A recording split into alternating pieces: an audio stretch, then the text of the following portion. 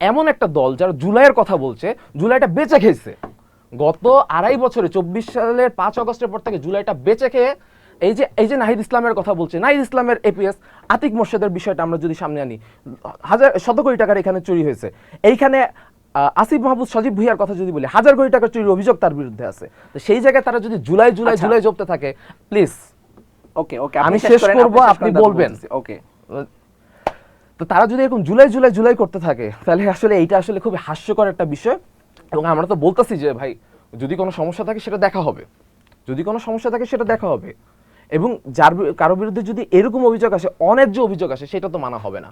কারো বিরুদ্ধে যদি অভিযোগ আসে সেটা দেখা হবে। বাট এইটাকে ওনারা এমনভাবে পোট্রে করছে, দিস ইজ মানে এটা পুরোদম একটা ইডিওক্রেসি হচ্ছে। এবং সবচেয়ে বড় বিষয়, তারা জামাতকে ডিফেন্ড করে। এখন আসলে এনসিপির রাজনীতিটা হয়ে গেছে কি যুব জামাত, মানে জামাতকে ডিফেন্ড করা ছাড়া তাদের আসলে এটা আপনি ভুল বলতেছেন। না, এটা আপনি কেন ভুল বলতেছেন? আমি কথা বলি, জামাত একজন শহীদের মাকে দিয়েছে, অথচ জামাতের নেতাদের এই সব এইগুলো দিতে তাদেরকে শেষ। অথচ এনসিপির রাজনীতি এই মুহূর্তে জামাতকে ডিফেন্ড করা, জামাতকে পারপাসটা সার্ভ করা, জামাত সামনে একটা শিল্ড নিয়ে যাবে, সেটা হচ্ছে এনসিপি। That's the politics. বলতে পারেন না, আমি আপনার কারণ হচ্ছে কথা বলার সুযোগ দেন। আমি আপনাকে তুমি যা শুরু করছো, এখানে আসলে টকশো হয় না, এখানে তো ঝগড়া করতে আসছো। This is the NCP culture, this is civil culture. আপনি that's the problem, that's the problem, this is the problem. Jamaat এবং এনসিপি এদের সাথে কিভাবে সম্ভব হবে? কোনো সুযোগই নাই। আমি এখানে এদের সাথে কোনো সম্ভব হবে না, কথাই বলতে পারবেন না। কারণ দিস ইজ দ্য কালচার। তারা মনে করে যে রাষ্ট্রটা এখনো তাদের মবের মুলুক আছে না, এবং অবশ্যই কথা বলতে দিবে না, অন্য কাউকে কথা বলতে দিবেন তারা। আনাম শেষ করুক, আমি তারপর আপনার কাছে আসবো। উনি ওনার বক্তব্যের শেষের দিকে আছে। যে আমি যে জিনিসটা বলছি, যে দেখেন, যে অন্য কাউকে কথা বলতে না দেওয়ার একটা বিষয়। আমি এখানে কথাটা বলছি, কথাটা শেষ করতে দিবে, তারপরে তাকে আমি হোয়াইট হাউসে তার কাছে সে যা মন চাই বলুক, আমি কিন্তু তার কথা বাধা দিইনি।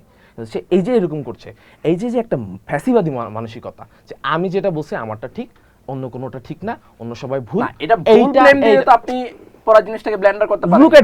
লুক এট দিস না, এই ধরনের জন্যই মানে এনসিপি আসলে তার রাজনৈতিকভাবে যে একটা দেউলিয়াত্বের শেষ প্রান্তে চলে আসছে, এই কারণগুলোর কারণে। এবং জুলাইকে ধ্বংস করার পিছনে মূল দায়ী হচ্ছে এনসিপি। ঠিক আছে, আমি আপনার কাছে আবার আসবো। জি প্লিজ শাহরিয়ার। আচ্ছা, উনি প্রথম যে কথাটা বললেন সেটা হচ্ছে নাহিদ ইসলামের যে বক্তব্যটা, আমি শেষ করি। আমি কিন্তু এখন কোনো বাধা দিই নাই। ওকে, এখানে নাহিদ ইসলামের যে বক্তব্যটা ছিল সেটা আমি একটু হুবহু পড়তে চাই। সেটা হচ্ছে উনি যেটা বলছেন, সেটা হচ্ছে কেউ যদি আগে ছাত্রদল, ছাত্র শিবির, ছাত্র অধিকার পরিষদ, ছাত্রলীগ যেখানেই থাকুক না কেন, তার সেই পরিচয় এখানে গুরুত্ব পাবে না। কেউ এনসিপিতে যুক্ত হলে তাকে দলের আদর্শ ধারণ করে সংগঠক ও নেতাকর্মী হিসেবে কাজ করতে হবে। তবে ভালো করে এই জিনিসটা যারা হচ্ছে স্কিপ করছে, ছলচাতুরি, এটা রাজনৈতিক ছলচাতুরি। সো এখানে তবে ফেসিবাদী কর্মকাণ্ডে জড়িত, গণহত্যায় অংশগ্রহণকারী বা সমর্থনকারী, চাঁদাবাজি, দুর্নীতির অভিযোগে অভিযুক্ত কিংবা সন্ত্রাসী কর্মকাণ্ডে জড়িত কোনো ব্যক্তি এনসিপিতে যোগ দিতে পারবে না। এই তবে বলে যে ব্যাপারটাকে উনি হাইলাইট করছেন, সেই জিনিসটাকে রাজনৈতিক ছলচাতুরি ভাবে স্কিপ করে তারাই হচ্ছে মূলত এই যে বলছে যে এখানে আওয়ামী লীগকে রিফাইন করার জন্য নাহিদ ইসলাম কাজ করছে। সো দিস ইজ দ্য মানে তাদের যে ন্যারেটিভটা গ্রাউন্ডে কিন্তু এরকম একটা কথা আছে যে বিএনপি সংরক্ষিত নারী আসনে আওয়ামী লীগ থেকে আসা তাদেরকে মনোনয়ন দিচ্ছে, এমন একজনকে দিচ্ছে নাহিদ ইসলাম। সে হলো ওপেনে মাইক হাতে ধরে বলছে যে আওয়ামী লীগের, ছাত্রলীগের পোলাপেন তোমরা এনসিপিতে চলে আসো। সো এই যে রুটি ভাগ করা